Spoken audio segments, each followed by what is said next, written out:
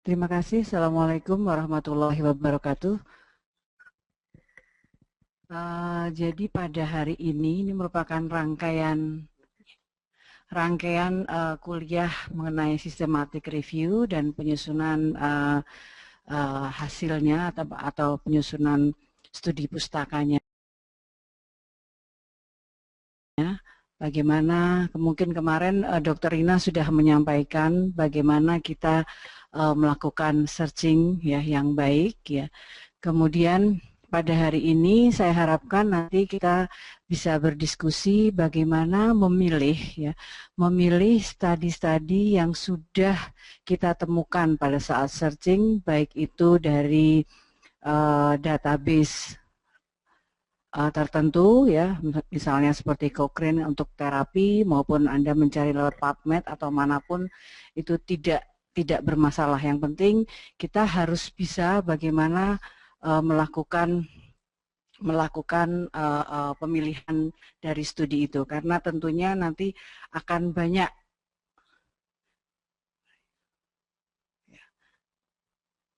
jalan sendiri.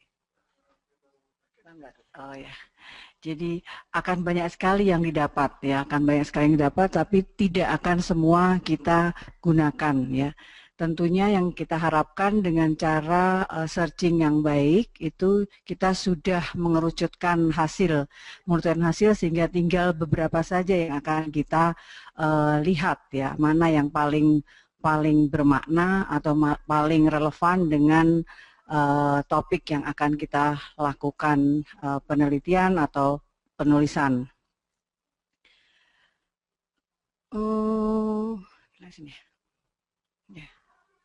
Ya, saya kira ini juga sudah ya sama Bu Rina kemarin ya, bagaimana kita mencari literatur. Saya kira langsung aja ke selecting aja, Pak. Selecting. Ya, betul. Ya. Jadi kalau di Cochrane systematic review, selecting studies itu merupakan langkah kelima ya, bagaimana kita mencari kriteria yang pas, yang sesuai dengan penelitian kita ya, untuk diaplikasikan pada penelitian-penelitian yang sudah kita dapatkan ya.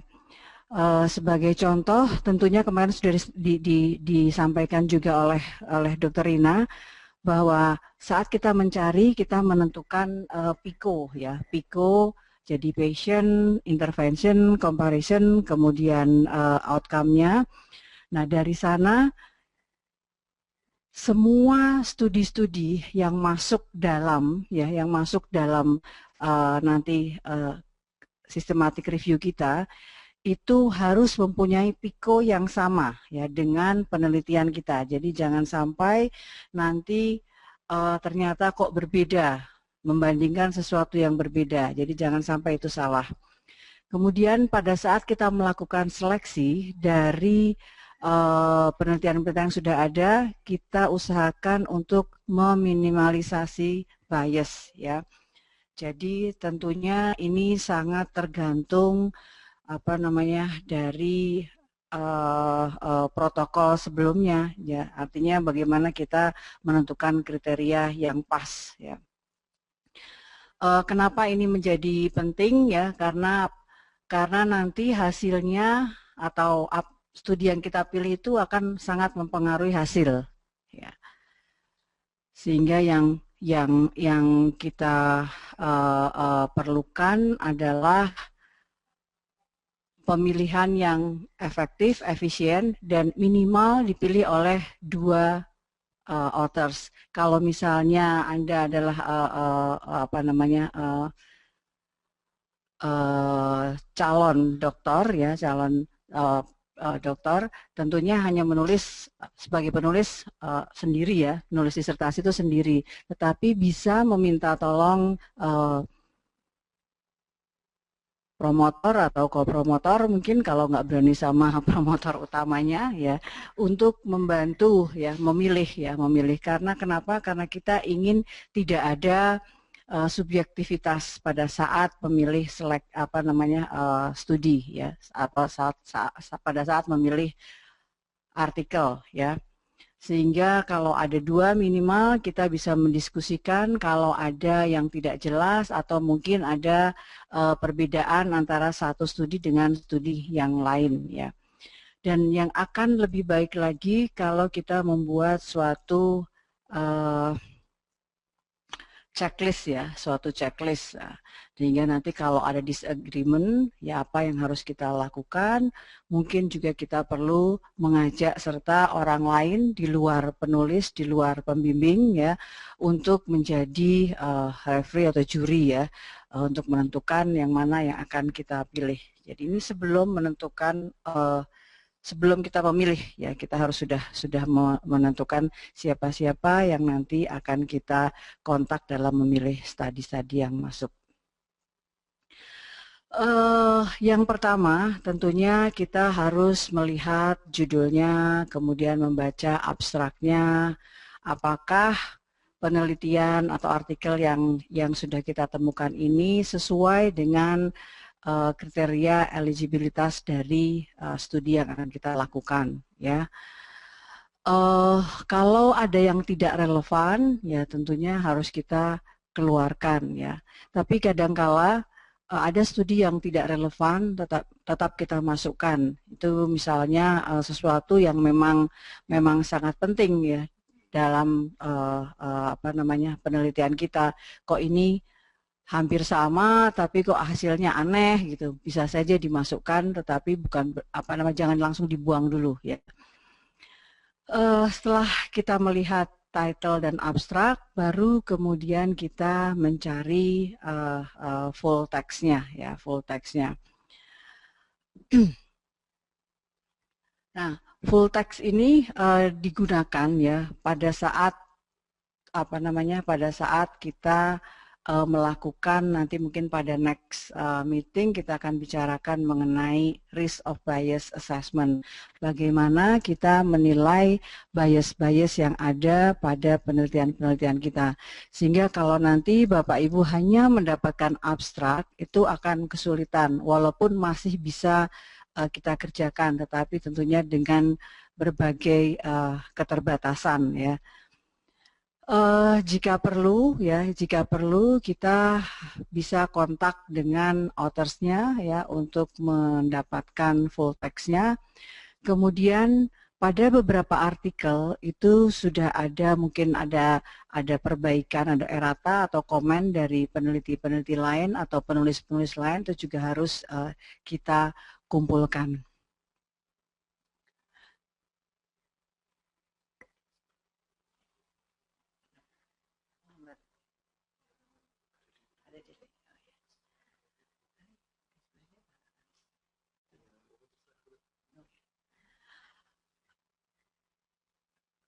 Ya, sekarang bagaimana halnya dengan studi-studi yang tidak mempunyai data yang bisa kita gunakan ya. Nah, di sini kemungkinan besar studi itu masih bisa masuk dalam penelitian kita ya karena dia memenuhi kriteria eligibilitas yang sudah kita tentukan ya. Untuk itu kita harus melihat lebih dalam lagi ya. Apakah hasil yang dilaporkan ya itu masih bisa dimasukkan dalam review kita ya walaupun tidak standar ya. Kemudian penelitian-penelitian yang tidak melaporkan luaran yang sama dengan penelitian kita ya, tetapi juga melakukan pengumpulan data ya, kita harus hati-hati. Jadi misalnya gini, ada penelitian yang dia mengumpulkan data tentang kontrasepsi misalnya ya, tetapi pada saat dia menulis hasilnya itu kok tidak ada kontrasepsi itu ya, kita harus hati-hati kemungkinan ada selective reporting. Mungkin saja kontrasepsi itu tidak bermakna sehingga tidak dilaporkan. Itu bisa terjadi. Jadi semua studi-studi yang sudah masuk dalam kriteria inklusi kita atau kriteria eligibilitas kita harus kita telaah dengan seksama ya. Jadi tidak hanya melihat apakah ini PIKO-nya sama atau tidak, tetapi sampai dengan data-data yang dikumpulkan apa, kemudian data-data yang dilaporkan di hasilnya itu apa ya. Kemudian penelitian-penelitian yang tidak menilai atau tidak mengukur luaran yang sesuai dengan penelitian kita bisa saja dikeluarkan ya, atau hanya bisa dikeluarkan kalau luaran itu tidak tidak masuk dalam kriteria eligibilitas kita. Saya ingin tahu kemarin apa sudah ada yang latihan membuat PIKO?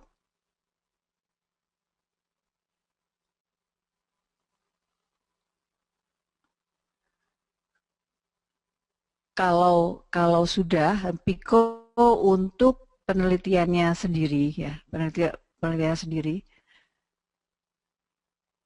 Dan apakah sudah ada yang mencari PIKO yang untuk penelitian sendiri itu yang kemudian digunakan untuk searching?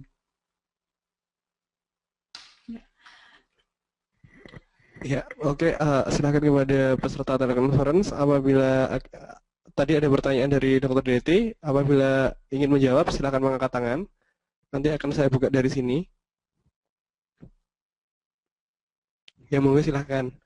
Jadi tadi pertanyaannya, apakah ada yang sudah membuat PIKO yang digunakan untuk mencari di search engine? Ya, silakan Bapak dan Ibu peserta telekonferensi. Sepertinya belum ada, Dok.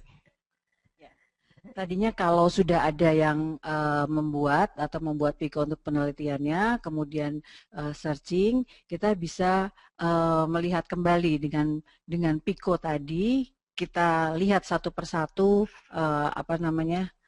luarannya, artikel yang sudah kita temukan. Kadangkala walaupun kita sudah membuat PIKO pada saat searching itu bagus, tepat, ya, belum tentu artikel yang nanti kita dapatkan itu sesuai dengan kriteria eligibilitas kita. Ya. Lanjut.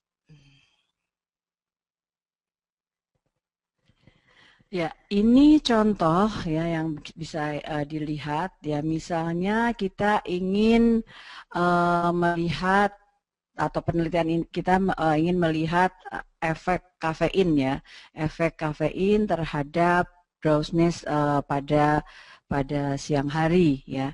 Kemudian kita membuat checklist eligibilitas dari studi yang akan kita masukkan ya. Di sini ada study ID, maksudnya kita tentukan aja misalnya nomor 1, 2 sampai dengan 10 tergantung jumlah dari artikel yang kita temukan. Kemudian screen by oleh siapa? Mungkin oleh Anda sendiri sebagai penulis utama atau mungkin promotornya atau co-promotor yang membantu ya. Kemudian yang pertama kita lihat apakah apa jenis study desainnya. Kalau misalnya ini karena contohnya adalah kafein untuk terapi, ya tentunya kita berusaha mencari penelitian yang paling tinggi level of evidence-nya ya. Jadi apakah ini RCT ya? Kalau ya yes, ya centang yes dan sebagainya ya. Kemudian partisipannya. Ya. Partisipannya di sini kita lihat did the study include adult undergoing normal day activity. Misalnya karena kita ingin melihat bahwa yang akan kita teliti adalah pemberian kopi pada orang-orang dewasa yang dapat melaksanakan kegiatan sehari-hari ya. Kemudian kita lihat lagi apakah penelitian yang kita temukan tadi melaporkan semua gejala-gejala ya, gejala-gejala tentang daytime drowsiness ya, sebagai contoh itu bisa macam-macam kan, bisa penurunan dari kewaspadaan, kemudian fatigue atau mungkin mood yang rendah atau turun ya, jadi males-malesan dan sebagainya. Kemudian ada berbagai macam lagi. Nah, checklist eligibilitas ini dibuat oleh kita sendiri, ya, tergantung dari PICO tadi, ya. Passionnya bagaimana, interventionnya bagaimana, ya. Kadangkala, ini seperti yang kita lihat di sini, ini kita tidak memasukkan apa namanya comparison misalnya. Kenapa? Karena bisa saja comparisonnya itu banyak atau lebih dari satu. Yang paling banyak bagus pakai contoh itu misalnya kalau kita mau meneliti mengenai bagaimana menghentikan kebiasaan merokok, misalnya kita ingin membandingkan pemberian misalnya rokok yang elektrik gitu ya. Kan itu nanti comparisonnya bisa macam-macam, ada yang dengan mungkin yang nikotin bohong-bohongan, atau mungkin dengan akupunktur, atau mungkin dengan akupressor dan macam-macam. Itu bisa saja comparisonnya tidak kita tulis, ya. Nah, kemudian dari checklist ini kita harus kemudian menyimpulkan apakah akan memasukkan artikel ini dalam review kita atau tidak, atau mungkin masih ragu-ragu, ya. Kalau masih, nanti kemudian kita kelompok-kelompokkan, yang ragu-ragu itu bisa kita mintakan orang lain untuk membaca kembali, ya, atau melihat kembali untuk kemudian diputuskan ini dimasukkan atau tidak.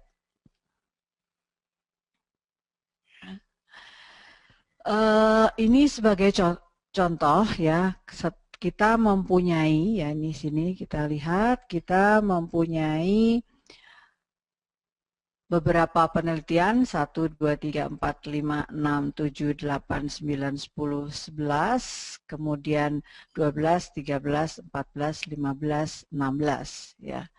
16, ada 16 penelitian. Dari 16 penelitian ini yang 11 saya sudah yakin bahwa ini akan saya masukkan dalam penelitian, ya, penelitian dalam review saya, karena sesuai dengan PICO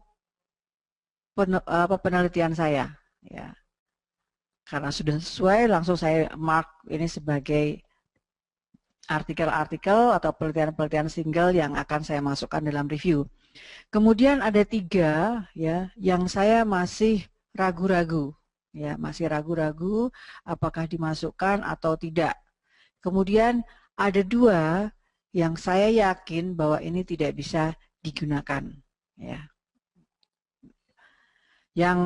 Yang 2 ini bisa langsung kita buang, kemudian yang 3 kita bisa minta tolong orang lain, ya, untuk mencoba melihat lagi, atau mungkin kita simpan, ya, kita diamkan, nanti maksudnya bukan didiamkan kemudian dibuang, tetapi mungkin akan kita masukkan di belakangan, atau mungkin akan kita gunakan pada saat kita melakukan pembahasan dan macam-macam, itu bisa saja. Ini adalah contoh dari data collection form. Jadi nanti Bapak Ibu kita harapkan dapat menggunakan software dari Cochrane. Jadi Cochrane Systematic Review itu mempunyai software yang bisa digunakan bukan hanya untuk publikasi di Cochrane Library, tapi bisa digunakan untuk apapun, ya, termasuk untuk pembuatan disertasi, ya, pada saat kita membuat tinjauan pustaka, atau mungkin pada saat kita mencari bahan atau mencari artikel yang bisa kita gunakan dalam pembahasan, ya.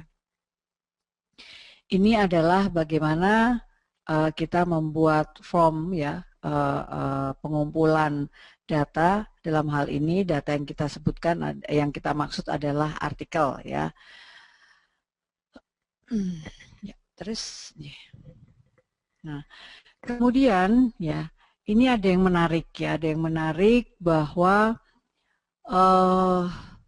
pada saat kita melakukan review, itu kemudian kita putuskan tadi, misalnya sebagai contoh ada 2 artikel yang harus kita hilangkan, ya, itu harus ada laporannya kenapa kita hilangkan, ya. Mungkin di karena tidak hanya memenuhi kriteria, tapi mungkin ada bias yang jelas-jelas tampak dan sebagainya sebelum kita lakukan risk of bias assessment.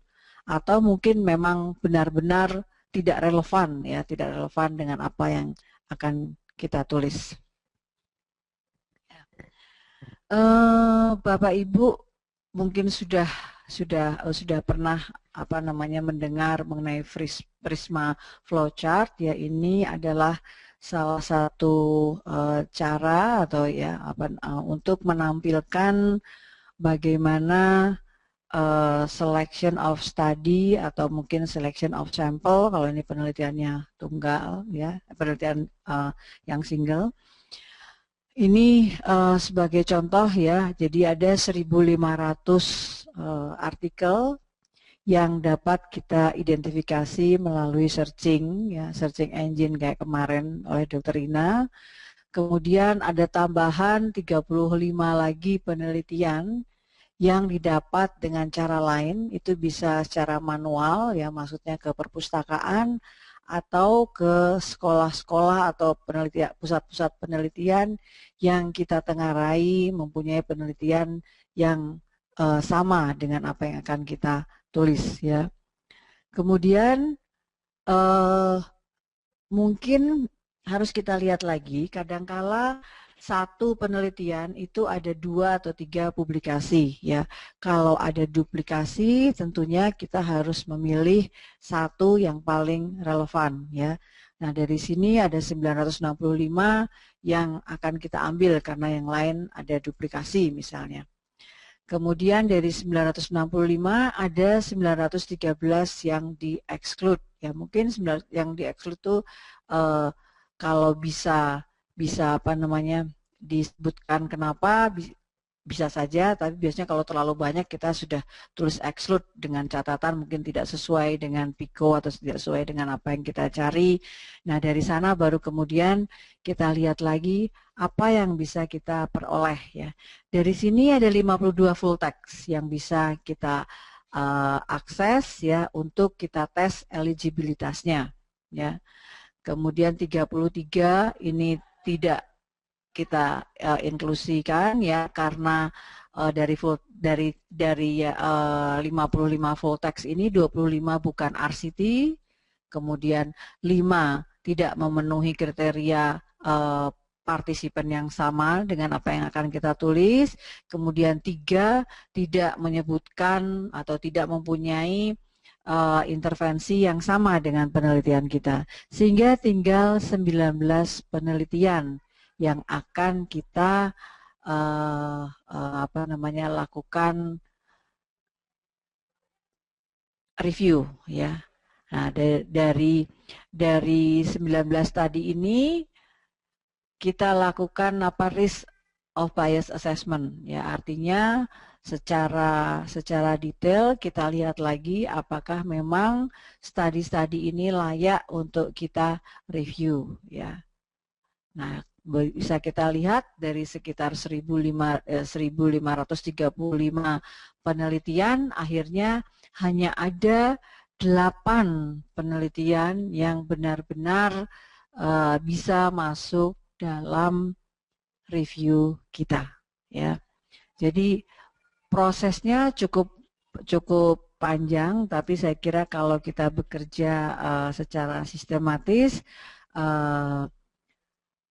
ini dapat kita tempuh dalam waktu yang tidak terlalu lama ya. Ya, disinilah pentingnya searching yang baik, yang efektif, yang efisien ya. Kemudian bagaimana kita menentukan tadi kriteria eligibilitas untuk penelitian kita, karena masing-masing studi mempunyai kriteria yang akan berbeda ya, yang berbeda. Nah, pada saat kita menulis ya, di sini yang namanya protokol pada Cochrane itu artinya proposal ya. Pada saat kita menulis proposal ya, ini kita harus menulis dengan baik ya, bagaimana kita melakukan melakukan assessment ya, dari mulai memilih abstrak, kemudian mencari full text, kemudian bagaimana kalau ada disagreement ya, atau mungkin ada cara-cara lain dalam memilih penelitian-penelitian yang akan kita review. Saya tak minum dulu.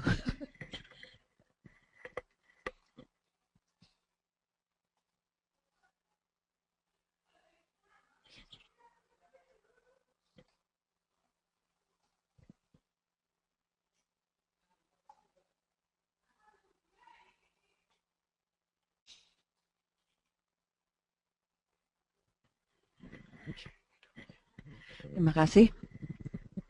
Jadi pada Refman yang nanti mungkin pada 3 atau 4 pertemuan berikutnya akan disampaikan secara umum ya program ini. Ya. Ini dijelaskan ya bagaimana kita menseleksi studi-studi yang masuk dalam review, dan kemudian bagaimana kita mengekstrak data dan juga mengelola atau melakukan analisisnya ya. Dan juga kemudian the next step adalah bagaimana kita melakukan penilaian bias-bias yang mungkin ada pada penelitian-penelitian yang sudah kita tetapkan akan masuk dalam penelitian kita. Jadi Bapak Ibu harus memisahkan ya, kriteria eligibilitas itu untuk menentukan studi-studi mana yang akan masuk dalam review kita ya.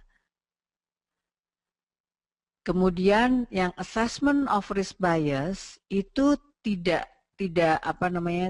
untuk mengeluarkan penelitian-penelitian ya dalam review, tetapi untuk menilai benar-benar untuk menilai kekuatan atau level of evidence dari masing-masing included studies. Jadi masing-masing penelitian-penelitian yang sudah kita tetapkan untuk masuk ya. Tapi nanti itu merupakan proses tersendiri sebelum kita melakukan analisis. Kenapa perlu? Karena ini untuk nanti akhirnya menentukan kalau ini hasilnya adalah positif atau hasilnya bagus, oh ini berdasarkan penelitian-penelitian yang punya risk of bias-nya tinggi, atau yang benar-benar tidak ada free of bias dan sebagainya ya.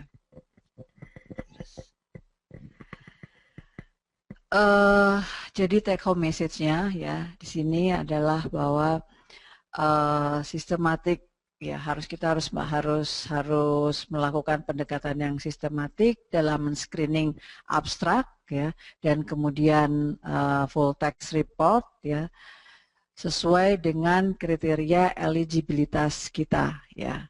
Kemudian proses ini harus dilakukan ya minimal oleh 2 orang penulis ya untuk meminimalisasi subjektivitas, error dan bias ya.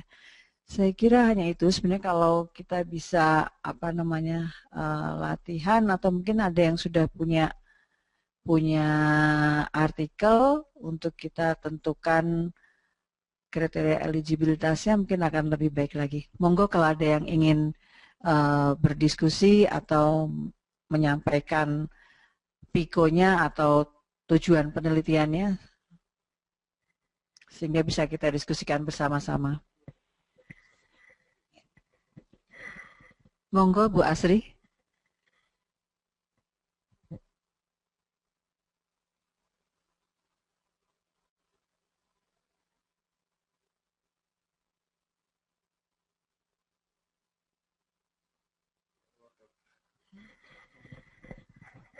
Ya, silakan kepada Ibu Asri Hidayat. Sudah saya unmute dari sini, Bu.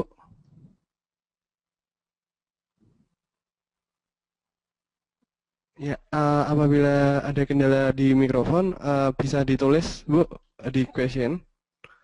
Dan untuk peserta lainnya, apabila ada pertanyaan, silahkan mengangkat tangan di toolbox sebelah kiri nanti ada gambar tangan, silakan dipilih apabila ingin bertanya kepada Dr. Deti.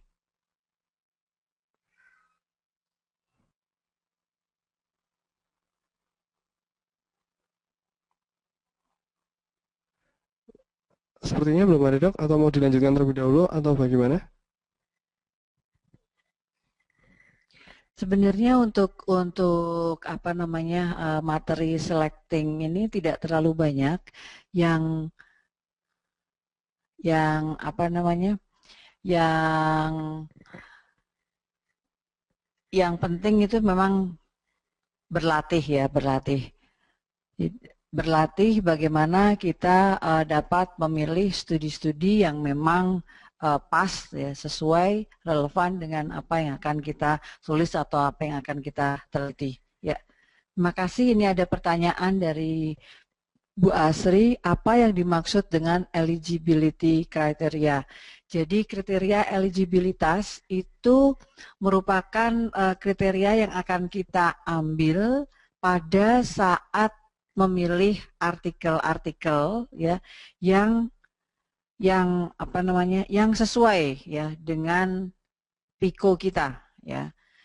Nah, tentunya tadi seperti saya sampaikan, PIKO yang kita buat pada saat kita lakukan searching itu akan selalu kita gunakan lagi ya pada saat kita menentukan satu persatu. Jadi tadi sebagai contoh dari 1535 ya itu akhirnya yang memenuhi kriteria maaf dari 1500-an tadi, kemudian kita lihat duplikasinya sehingga tinggal 900-an, kemudian kita lihat lagi ya yang sesuai dengan kriteria eligibilitas kita ya atau dengan PIKO kita sesuai dengan PIKO atau tidak itu ternyata tinggal 52 ya, tinggal 52. Nah, dari 52 ini kita assess lagi, kita nilai lagi sesuai dengan kriteria eligibilitas. Nah, tentunya tadi seperti ditanyakan Bu Asri, apa kriteria eligibilitas itu? Ya, kriteria yang kita tentukan sendiri, yang ditentukan oleh penulis ya berdasarkan PIKO tadi. Misalnya tadi contohnya adalah untuk meneliti pengaruh kafein ya, pengaruh kafein pada kewaspadaan atau apa namanya orang dewasa, misalnya seperti PIKO-nya kita tentukan. Karena ini terapi, kita ingin yang masuk dalam penelitian kita, ya, masuk dalam penelitian kita adalah artikel-artikel yang bersifat atau yang melakukan penelitian, metodologi penelitian adalah RCT, ya. Kemudian setelah itu kita tentukan P-nya apa, passion-nya. Kita lihat lagi, oh saya mau pasien-pasien yang hanya dewasa. Dewasa itu berapa? 18 tahun ke atas misalnya atau 21 tahun ke atas. Kemudian intervensinya apa? Oh, intervensinya kafein. Kafein yang seperti apa? Yang diminum 2 gelas sehari atau cukup 1 gelas saja dan sebagainya. Jadi benar-benar bahwa kriteria eligibilitas untuk masing-masing penelitian itu akan berbeda ya.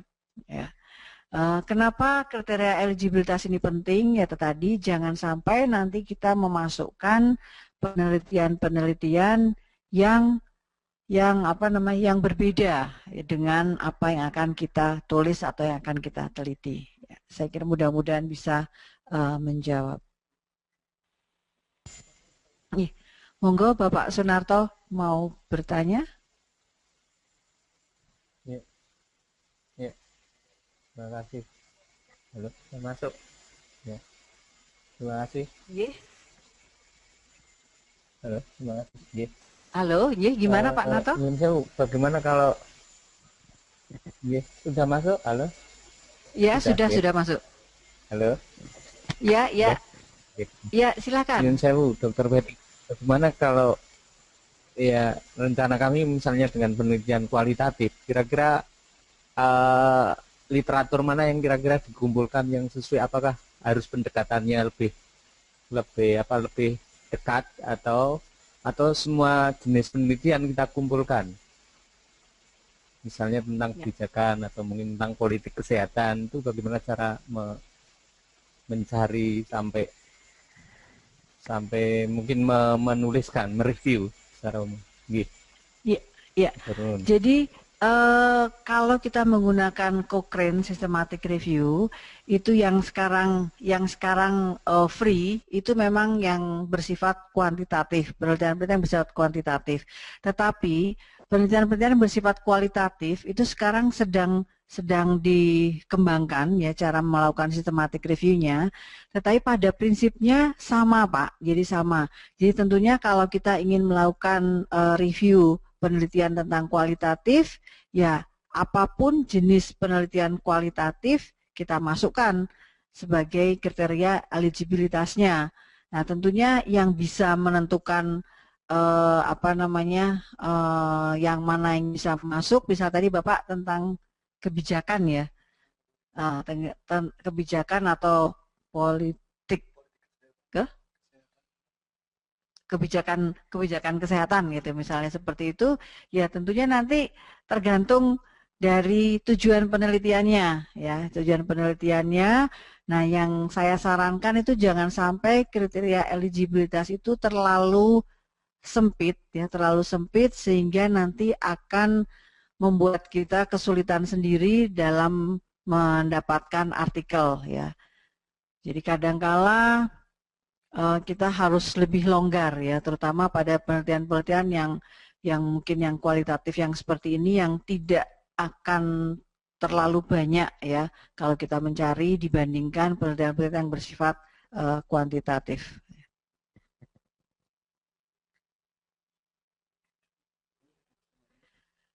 Ini ada pertanyaan lagi dari Bu Ismonah ya. Pertanyaannya adalah apakah semua kriteria harus sama dengan PICO kita? Apakah pertimbangan yang perlu diperhatikan dalam membuat kriteria ini? Terima kasih ya. Terima kasih Bu Ismonah. Jadi karena review kita ini bertujuan untuk membantu dalam penulisan literatur review ya, untuk disertasi ya, tentunya yang akan kita masukkan harus relevan sehingga PICO pada penelitian-penelitian yang masuk dalam review kita harus sesuai dengan PICO penelitian kita ya. Kalau enggak nanti ya percuma, artinya bukan percuma tanda petik ya, maksud saya terlalu luas juga. Jadi semua kita masukkan akhirnya tidak fokus ya, Nanti yang kita khawatirkan nanti Anda bisa menulis mungkin berhalaman banyak sekali tetapi sangat tidak relevan dengan apa yang akan kita lakukan. Nah, keuntungan dari melakukan review dengan menggunakan systematic review seperti ini kita hanya benar-benar memasukkan penelitian yang tidak hanya sesuai dengan penelitian kita, tetapi yang benar-benar level of evidence-nya adalah yang terbaik. Ya. Kemudian pertanyaannya, pertimbangan yang perlu diperhatikan dalam membuat kriteria. Pertimbangannya saya kembali lagi tergantung pada tujuan penelitian kita ya. Ya pertimbangannya adalah bagaimana kita bisa menjawab pertanyaan penelitian kita ya sebelum kita melakukan penelitian langsung di lapangan ya, tentunya kita inginkan adalah kita membuka wawasan dengan melakukan review ini ya. Jadi ya kesimpulannya ya memang sekali lagi tergantung dari masalah yang akan kita angkat dalam penelitian, kemudian tujuannya apa, dan bagaimana kita menjawab masalah tersebut atau bagaimana kita menjawab pertanyaan penelitian tersebut.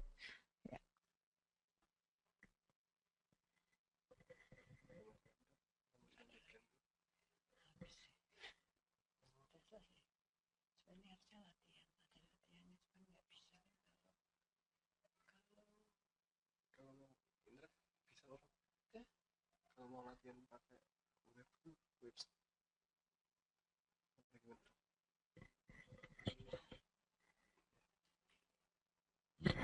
Mungkin ada pertanyaan lain lagi sebelum sebelum saya lanjutkan.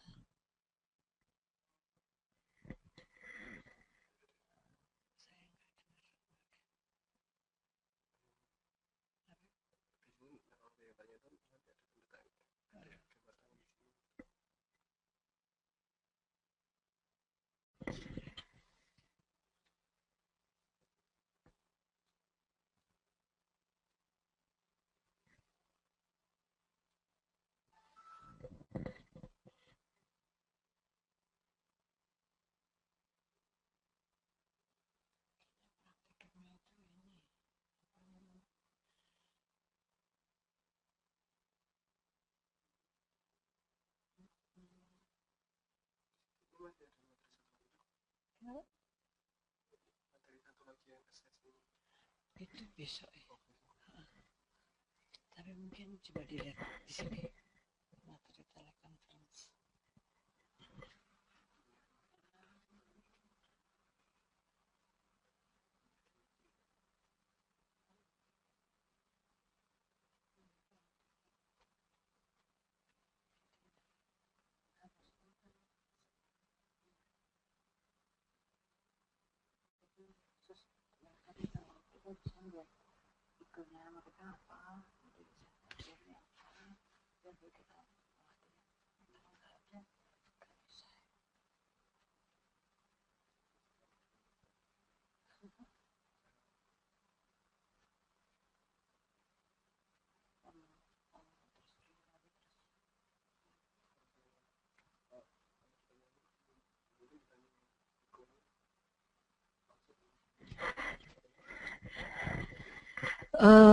Maaf kalau Pak Narto sudah punya ini ya, apa namanya pertanyaan penelitiannya.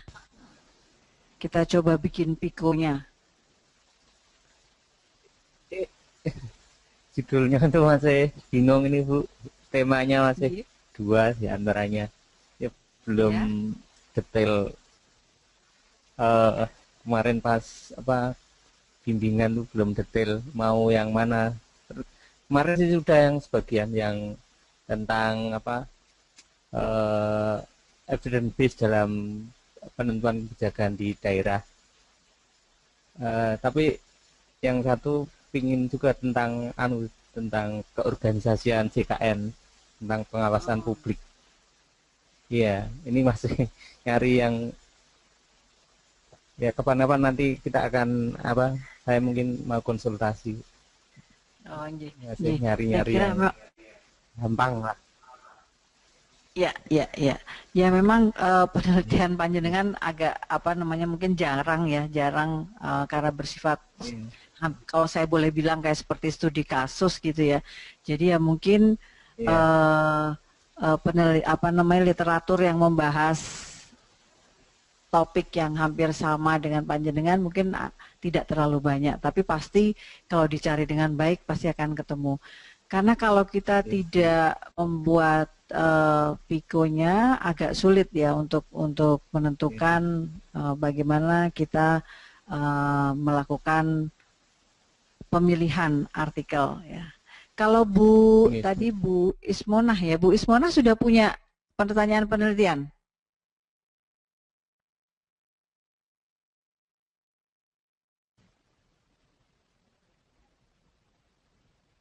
Halo, Bu Ismonah? Oh, ya.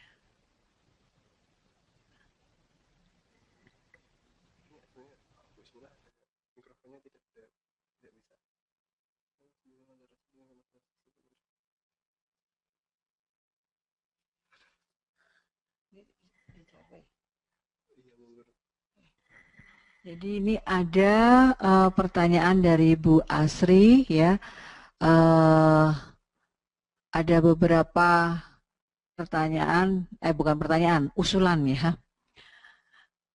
Usulan yang ya. Ya, jadi Bu Asri ini masih bingung. Jadi ada tiga topik yang akan diteliti, tapi yang mana yang paling baik atau yang mana yang akan dilakukan masih belum tahu. Yang pertama mengenai mekanisme psikoneuroimunologis kejadian preterm karena stresor psikologis. Yang kedua, CBT menurunkan kecemasan dan tercapainya mekanisme coping ibu bersalin primipara. CBT apa ya? Oh, ya. CBT yang lain beda lagi. Computer based test. Kemudian lama persalinan primigravida yang diberikan pendekatan holistic care. Ya. Jadi, oh ya, terima kasih. Ya, apa namanya? Saya kira tiga-tiganya mungkin ya, artinya mungkin dilakukan penelitian ya, tetapi tergantung kekuatan atau besarnya masalah itu sendiri. Misalnya kalau ibu mau mencari CBT menurunkan kecemasan dan tercapainya mekanisme coping ibu bersalin primipara, ya. Jadi tentunya di sini nanti luarannya mungkin ya luarannya adalah keberhasilan atau apa ya, keberhasilan persalinan atau tidak adanya kecemasan atau ya dan sebagainya pada ibu primipara ya.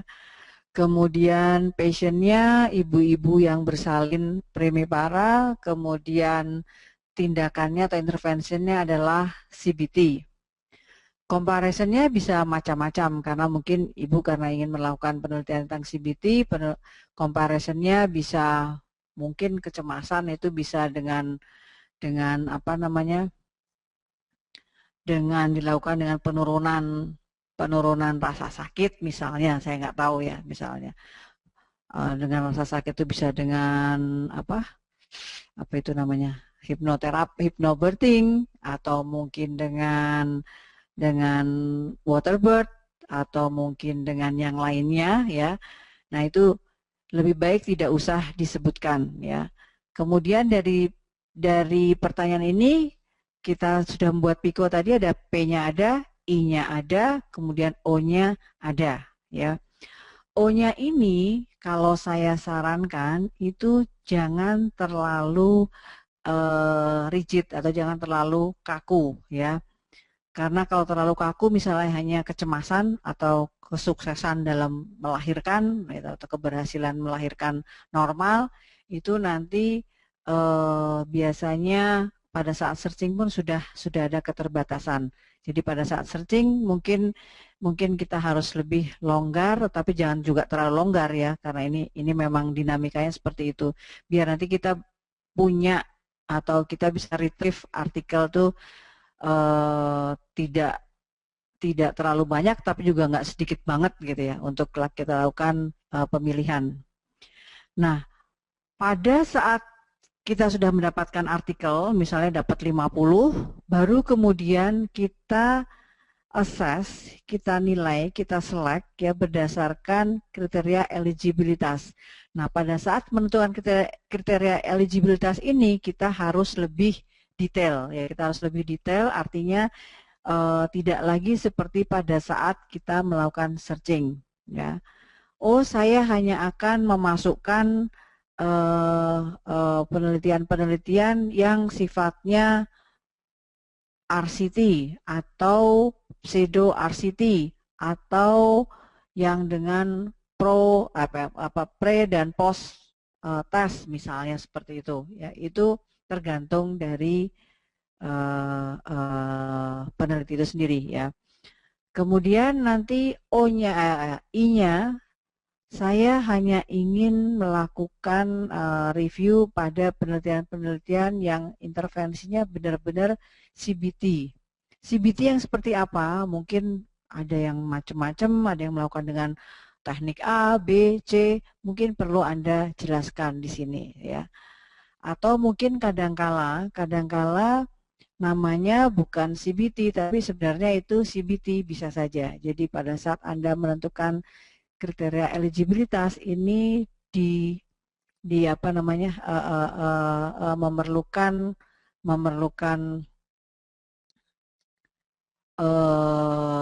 kemampuan Anda dalam tanda petik atau pengetahuan Anda tentang intervensinya itu sendiri ya. Jadi jangan sampai nanti ini treatment A sebenarnya masuk dalam kelompok CBT, tapi karena tidak dimasukkan ya jadi nanti akan hilang. Kemudian outcome-nya ya, nah ini karena outcome-nya ini nanti yang mungkin tadi pada saat searching tidak digunakan, ini harus kita gunakan.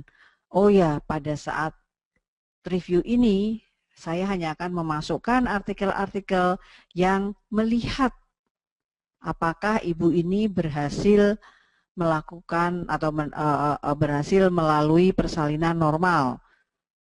Oh, yang normal yang 12 jam, 18 jam, 20 jam, misalnya seperti itu, dan sebagainya. Ya. Nah, kemudian kalau comparison, ya comparison bisa saja Anda buat, bisa juga tidak, ya tergantung dari apa namanya tujuan penelitian Anda juga. Jadi contohnya seperti itu. Jadi benar-benar bahwa kriteria eligibilitas itu sangat ditentukan oleh tujuan penelitian, PICO-nya, dan juga pengetahuan kita tentang apa yang akan kita teliti. Saya kira mudah-mudahan bisa sedikit menjawab ya.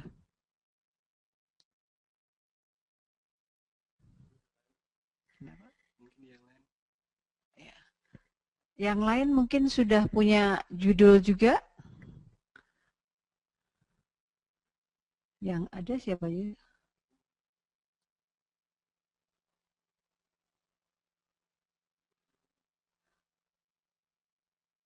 Dulu.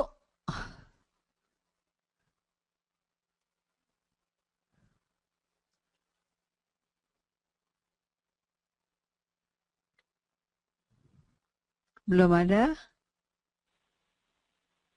Bu Nur Hayati.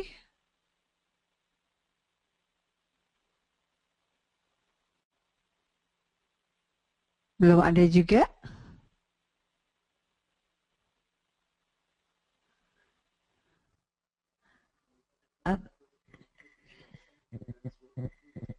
Kenapa?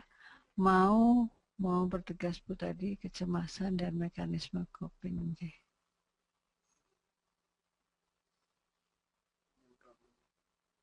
Oh ini, jadi luarannya ada dua nggih Bu Asri ya. Jadi luarannya adalah kecemasan dan mekanisme coping ya, mekanisme coping. Jadi apakah CBT pada ibu bersalin primipara dapat menurunkan kecemasan ya, dan bagaimana mekanisme copingnya ya, coping terhadap kecemasannya atau coping terhadap rasa sakit, atau maksudnya apa nih? Kecemasan di sini kecemasan karena persalinannya atau karena bayinya?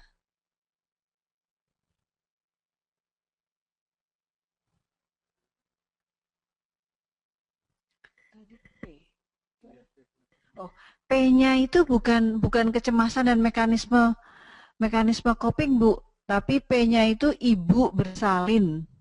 Ibu bersalin primipara atau ibu primigravida mestinya ya. Primipara kan sudah melahirkan. Jadi primigravida dalam persalinan itu P-nya. Kemudian I-nya CBT ya, interventionnya. Kemudian kecemasan atau mekanisme coping persalinannya itu outcome-nya, luarannya, O-nya.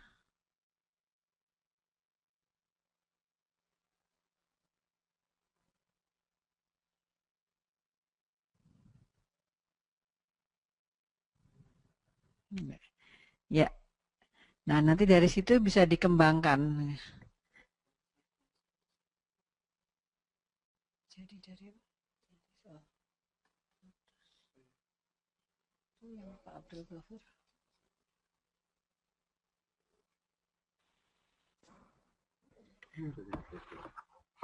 Selamat siang Pak Abdul Ghafur, bisa connect ke sini? Oh, baik Bu, sudah jelas. Halo, halo. Ya, iya. Begini Bu, saya coba untuk bertanya tentang menyusun permasalahan berdasarkan PIKU.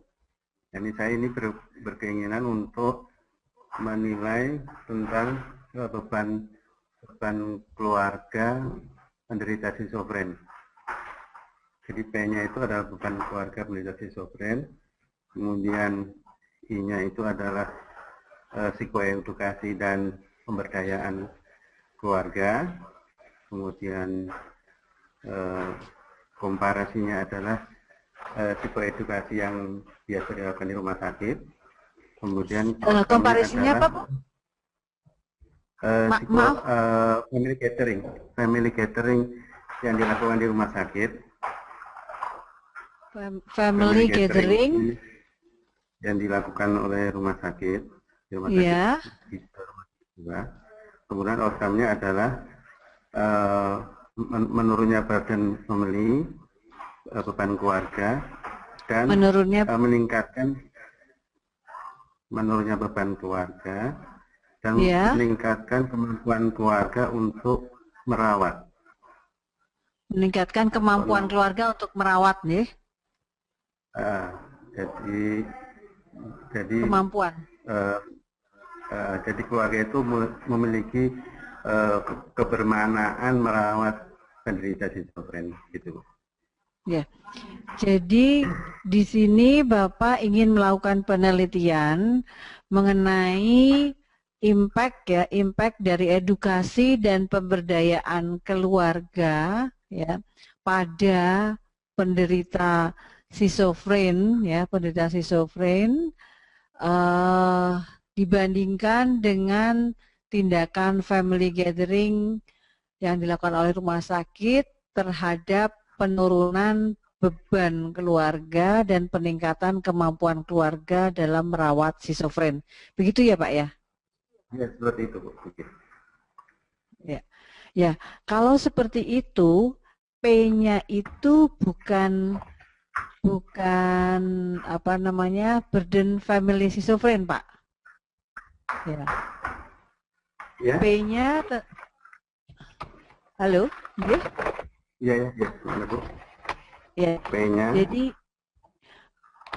Jadi kan pertanyaan penelitiannya tadi apakah edukasi dan pemberdayaan dapat menurunkan beban keluarga dan meningkatkan kemampuan keluarga untuk merawat pasien schizofren dibandingkan dengan family gathering yang dilakukan oleh rumah sakit. Betul ya Pak ya? Ya betul. Ya. Nah, kalau seperti ini, nanti edukasi dan pemberdayaan keluarganya dilakukan juga oleh rumah sakit nggak Pak? Atau yang family gatheringnya itu memang sudah ada programnya di rumah sakit? Sudah rutin. Sudah ada. Nah, kalau rutin, sudah rutin, nggih? Ya. Kalau seperti ini, P-nya ya ini bisa problem ya. Di sini boleh burden family schizofren, boleh P. Jadi karena ini adalah problemnya adalah besarnya atau beratnya beban keluarga yang mempunyai pasien yang mempunyai keluarga dengan schizofren gitu kan.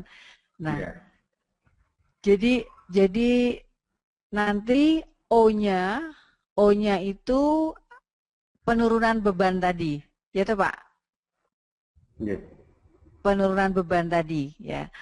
Nah, kalau seperti ini nanti kalau Bapak mencari searching gitu ya, searching dengan menggunakan Pico ini biasanya nanti kalau dicontohkan gitu ya, kalau dicontohkan itu nanti bisa sangat sedikit, sangat sedikit. Apa Bapak sudah pernah dulu? Saya tanya dulu, pernah coba searching dengan seperti ini? Belum? Belum. Belum ya? Iya. Sudah ngumpulin beberapa jurnal, tapi kan belum mengikuti kaidah ini. Tempoh hari kan sudah mencoba mencari, cuman nggak mengikuti program, nggak mengikuti pola ini, sehingga kita karena mengikuti pola ini sehingga kan database-nya dari sumbernya kan menjadi lebih bagus kalau dengan Pico ini. Ya, saya belum pernah nyoba, baru. Ya, oke, terima kasih Pak. Jadi kalau seperti ini nanti ini P-nya bisa kita apa namanya kita ringkas saja, apa kita simpelkan ya. Mungkin apa namanya kita hanya menulis family with sovereign misalnya seperti itu ya. Jadi yang kita lihat kita hilangkan dulu burdennya gitu ya. Jadi jadi family with sovereign. Kemudian I-nya ya education and family empowerment ya berarti ya. Family education and family empowerment. Dari situ nggak apa-apa. Ya, betul. With schizophrenia patient itu ada maksudnya ya.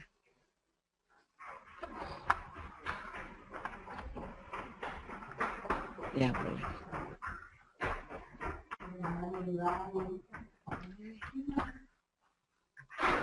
Family of patient with schizophrenia.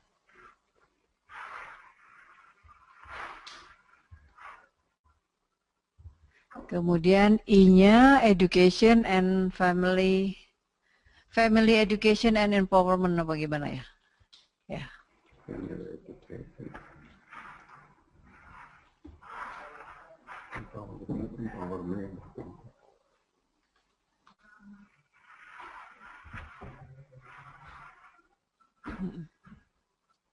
Kayaknya hilang.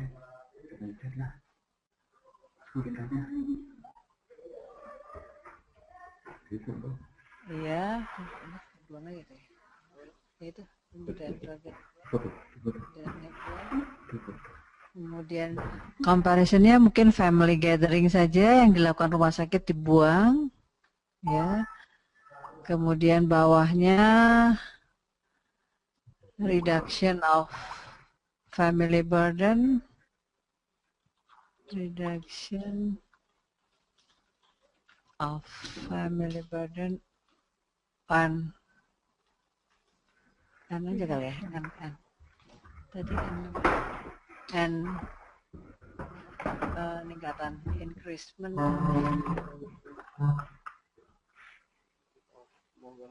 ya.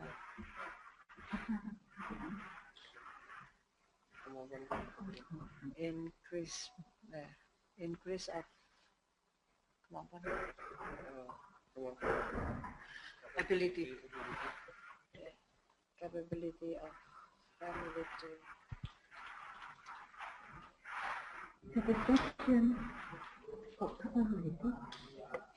Halo, apa? Tadi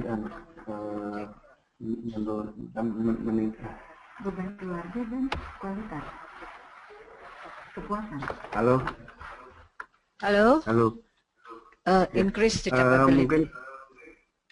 Mungkin Kenapa, kepuasan hidup, capability family care itu kepuasan hidup, kepuasan quality of life hidup, kepuasan. Gitu?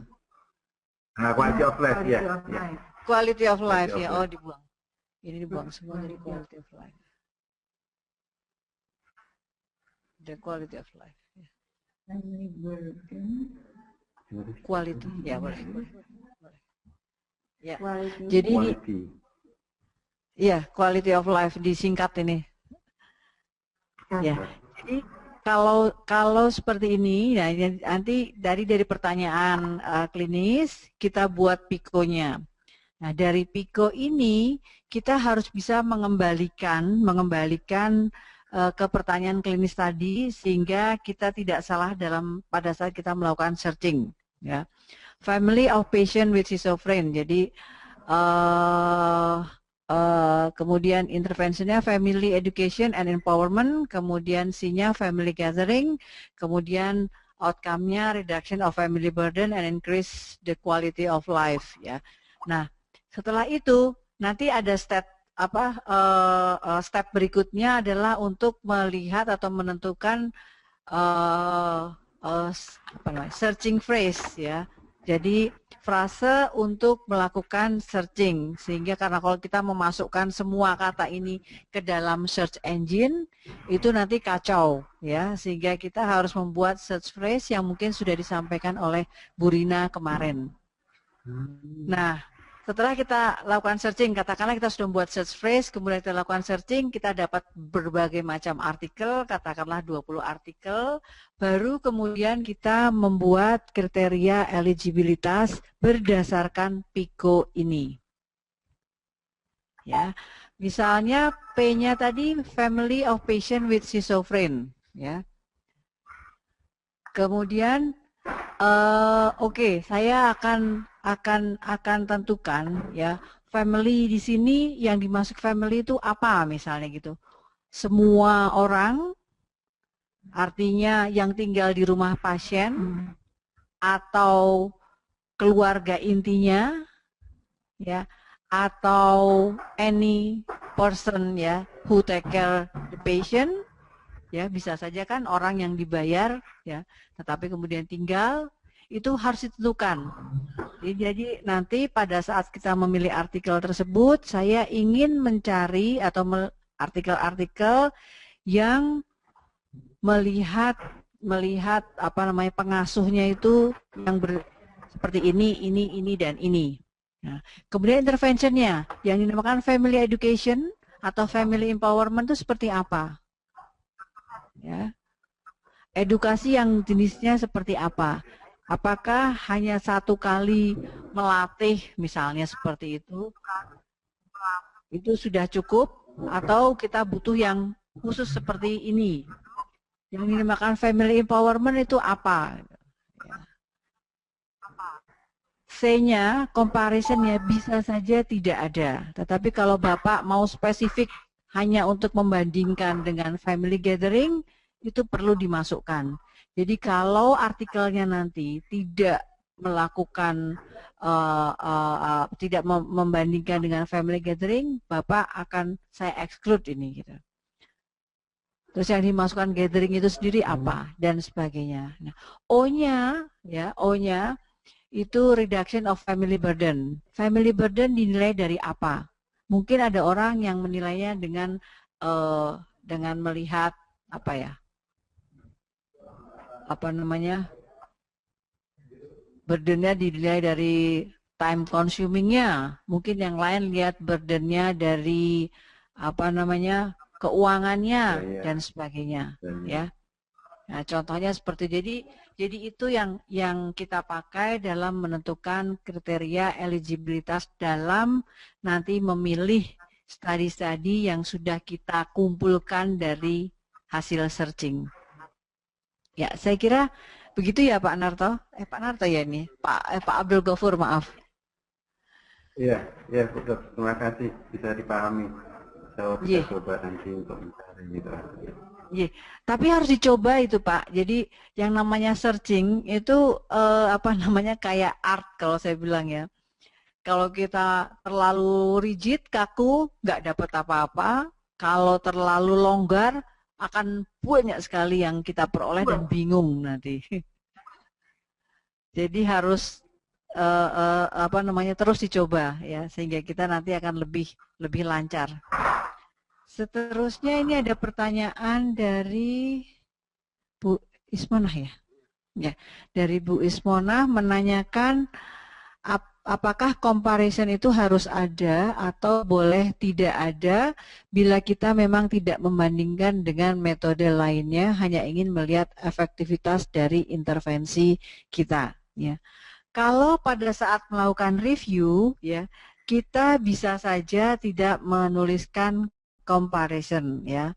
bukan berarti kita hanya ingin melihat efektivitas dari intervensi yang akan kita lakukan, ya, karena kita baru bisa melihat intervensi itu berhasil atau tidak, efektif atau tidak kalau ada pembandingnya, walaupun pembandingnya itu hanya placebo, ya, tetapi harus ada.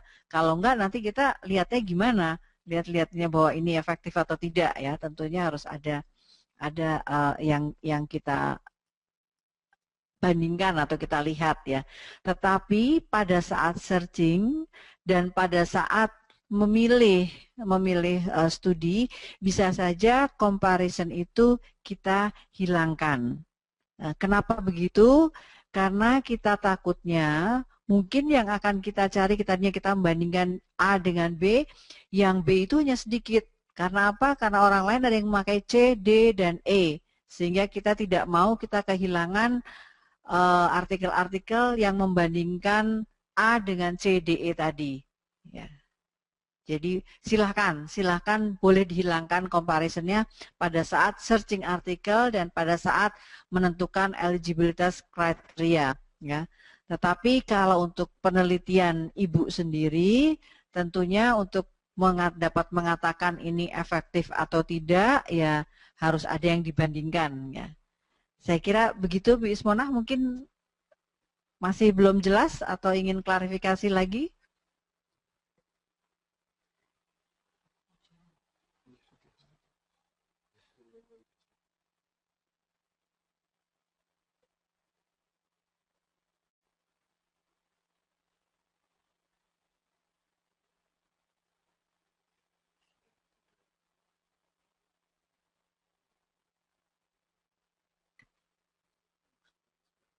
Oh ya, oke. Terima kasih Bu Ismona kalau sudah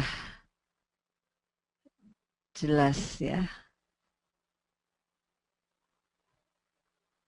Ada lagi mungkin ini kalau yang bertanya itu ada tanda tanya itu? Enggak. Ini kalau Oh. makanya itu biasanya ada gambar tangan gitu.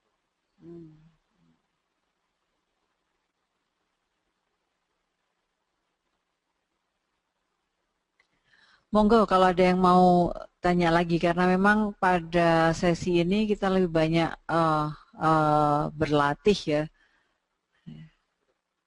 Oh ya. Ya, Pak Ahmad Edi. Silakan Pak Ahmad Edi. Assalamualaikum Dr. Teti. Waalaikumsalam warahmatullahi. Iya. Ini kan tadi topiknya tentang kriteria inklusi eksklusi, malah kembali ke topik. Saya mau tanya, kalau panduan secara umum ada tidak untuk kita membuat kriteria inklusi dan eksklusi itu, yang general mungkin yang ya. Kalau panduan umumnya ya tergantung dari PICO tadi kita, Pak. Ya, artinya bahwa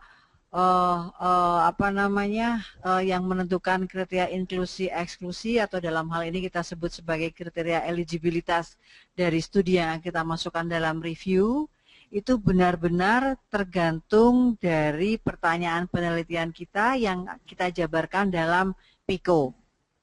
Ya, hanya itu, tapi nggak ada keharusan atau patokan seperti apa gitu, nggak ada. Ya. Nggak ada ya. Kalau seperti telah jurnal gitu kan ada, kita melihat validitas dari rekrutmennya, alokasi masing-masing.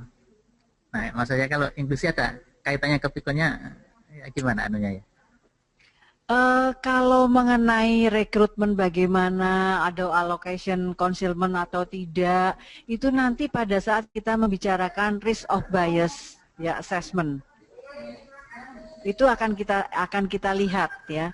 Tetapi di sini step kita adalah dari hasil searching tadi, ya. Tentunya kan kita nggak mau semuanya, atau bukan nggak mau, ya. Kita harus memilih bahwa yang benar-benar masuk dalam penelitian kita adalah yang relevan dengan pertanyaan penelitian kita. Artinya bahwa penelitian-penelitian yang di searching tadi yang akan kita masukkan ke review itu mempunyai PICO yang sama dengan penelitian kita. Nah, jadi panduan umumnya kesesuaian PIKO gitu ya, yang anunya ya. Betul. Kesesuaian PIKO. Nah, ya. Ya mungkin gitu aja Bu Deti kalau aneh. Oh iya. Terima kasih. Ya, terima kasih. Iya. Nah, nanti begini untuk semuanya saja. Jadi bahwa kalau sudah sesuai dengan PIKO kita pilih sebagai artikel yang akan kita masukkan dalam review. Kemudian next step baru kita akan melihat masing-masing kriteria yang sudah artikel yang sudah terpilih tadi, risk of bias-nya bagaimana? Ya, risiko untuk adanya bias pada masing-masing penelitian itu kita nilai gitu.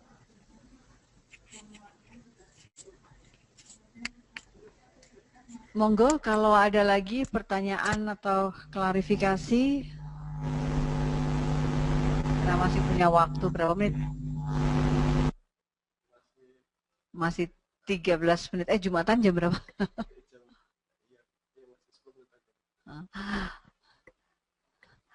Monggo masih ada 10 menit lagi kalau ada yang ingin bertanya.